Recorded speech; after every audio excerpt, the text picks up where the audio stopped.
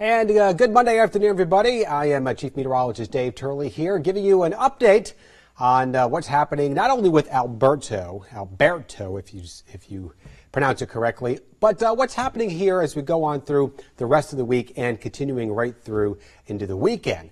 What are we looking at now? Well, we thank you for joining us here on The News Now, and we thank you for however you may be joining us, whether it's on our WTOC weather app, if it's at WTOC.com, if it's on our Roku app, if it's on Amazon Fire TV, if you're on our WTOC Facebook page, that's where you have to go to leave a question or a comment.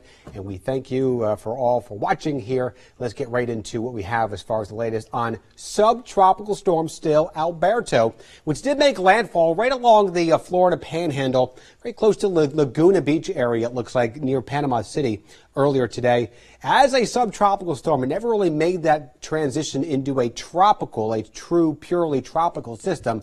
In any case, again, it never really was going to change what it meant for our area. We've been seeing those scattered showers in here for the last couple of days. There it is, continuing to move on inland. What's going to happen with that system is it's going to continue to make its way out to the north, and it's going to move through Alabama and weaken pretty quickly here tonight into our Tuesday. So it's going to be more of a subtropical depression and then really just become more extratropical as we go into late Tuesday and into Wednesday as it gets into parts of Kentucky and eventually getting into Indiana there as you head on into your Wednesday. So what does that mean for our area? Well, decreasing rain chances in here. We had quite a bit, especially for the inland areas here today. And that's a look at the latest satellite and radar. You can still see that broad counterclockwise circulation, which at times is bringing in these rain bands off the Gulf, moving out through Florida, and then wrapping around through our area. And that's what we've been seeing in here today. At times, those showers and storms had a little bit of rotation. Anytime you get a tropical system in here, because the whole system is rotating, there's always going to be some type of rotation possible with these storms. So we've been tracking that, had a little bit of rotation in some of those storms earlier. Thankfully, we don't have any rotation in the storms as of right now, as we continue to watch those rotate into the area. So we're going to keep a chance for some showers in here as we go on through the overnight. We got quite a bit of rain. You can see some of the heavier rain totals here, especially for the inland areas. Doppler radar estimated amounts close to 2 inches over there near the Hazelhurst area, down into Coffee County, near Douglas, getting some heavier showers. And then also right along the Altamaha River here in northern areas of the Bacon County area. Of the Appling County area, I should say, north of Baxley and the Bacon County near Alma. We only had between Doppler radar estimate 1 to 1.5 inches. We had some really good rain showers here closer to midnight along the coastal areas extending up in the low country, but not much throughout the afternoon into the evening hours. So it's been a little bit drier here along the I-95 area, and I do think that is going to continue as we go on through the rest of the evening hours and into the overnight as well. Let us take a look right now at our Safe Touch Security First Alert Live radar, and we're still watching a couple areas of some showers right now. Mostly for our area, it's this batch of some showers.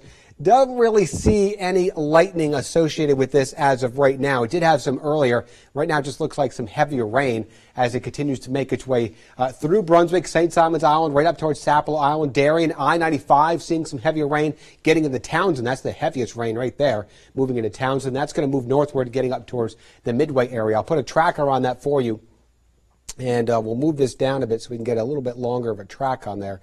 And we'll put a little storm cone, or squall line, I should say, on here and track that as it's moving out to the north. And it looks like it's going to be getting into the Claxton area by about 9:32, Statesboro by about 10:16, and if it holds together, Savannah by about 10:38 as it continues to work from south to north. Again, that's where we're seeing some of the rain as of right now. Other than that, pretty quiet up in the low country. We are seeing more showers kind of just out west of our viewing area right now. We had some showers move just west of Hazelhurst. Here's Uvalde, Mount Vernon, getting a few light sprinkles, but the heavier stuff is heading up towards the Eastman area, and that's working from south to north. Getting a few showers here, moving through Millen, but again, these are working out of the area, so that should be out of northern areas of Jenkins County here within the next 25 minutes to a half hour or so. So that's about it as far as what we're seeing now. We're going to watch those showers continue to work in from the south, though, so there's going to be a chance for seeing a few more of these as we go through the overnight. Let's go hour by hour. take you through the rest of the evening hours here starting at 9 o'clock. You can see some of the showers and the rain bands moving in here from south to north. And there could be another one trying to move in here as it goes through the overnight. So it puts us in motion here. See by 10 o'clock, 11 o'clock, showers weakening as they work north of I-16. And then we could see a few more of these trying to develop closer to the midnight hour. See another little batch trying to move in here out of Florida. And then that will continue to make its way from south to north. So we'll keep a slight chance for some showers overnight, even into tomorrow morning, even though the rain chances are going to be low. I can't rule it out for tomorrow morning, but I think our better chance for some showers in here will be for our far inland areas here, including up towards the Swainsboro, Jenkins County area, back towards the Coffee County area, including Hazelhurst and into the Douglas region. And then along the coastal areas, should be pretty quiet. But we all get our chance for more afternoon showers and storms as we start to heat things up tomorrow. Still plenty of tropical moisture over the region, and that will touch off a few more of those showers and storms from many locations. So what about the beach if you're on vacation for the rest of the week? Hilton Head and Tybee will see a day similar to today. A lot of clouds, an isolated shower can't be ruled out, highs in the lower 80s. But just like, kind of just like today, we had a high risk for rip currents today. Tomorrow, it's more of a moderate risk for rip currents. So be careful if you're trying to get in the waters in there for tomorrow. We're going to keep it a little bit choppy out there, and make sure you are close to shore in there for tomorrow. Your 7-day forecast really sees those rain chances starting to come down each and every day. We're going to see a 60% chance for some scattered storms in there for Tuesday and into Wednesday. Notice as we head on into your Thursday, rain chance at 50%, and then we really start to heat things up. Getting a lot of 90s returning in here for Friday, Saturday, even into Sunday, and notice lower afternoon rain chances, and that'll be, again, more afternoon as we get into more of a summertime pattern out there. Drier for the mornings, heating things up, giving us a chance for those afternoon showers and thunderstorms. We'll take a look at some of those temperatures coming up here. This is for your Friday, and actually this is one of our rain models showing up here. That should be what we want in here, hopefully, coming up for your temp. This is not going to work either. So let's see if we can get out of that. That is not the correct graphic, what we want to see in there. So it's got to run through its course. Let's see if it comes up on Thursday. Hey, there it is.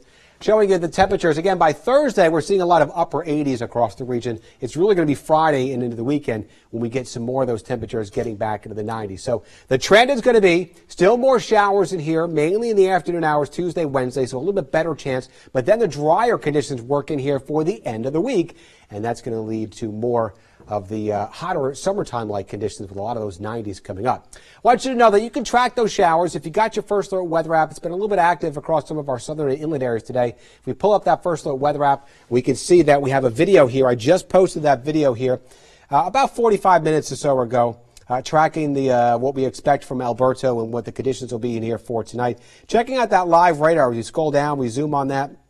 We can see, again, we can track more of those showers out there. And if you want to make sure that there's alerts on there, you can track tornado severe, make sure they're turned on and put on the flood just in case we get any of the heavy rain. And you can see we don't really have any local severe thunderstorms or storms to worry about.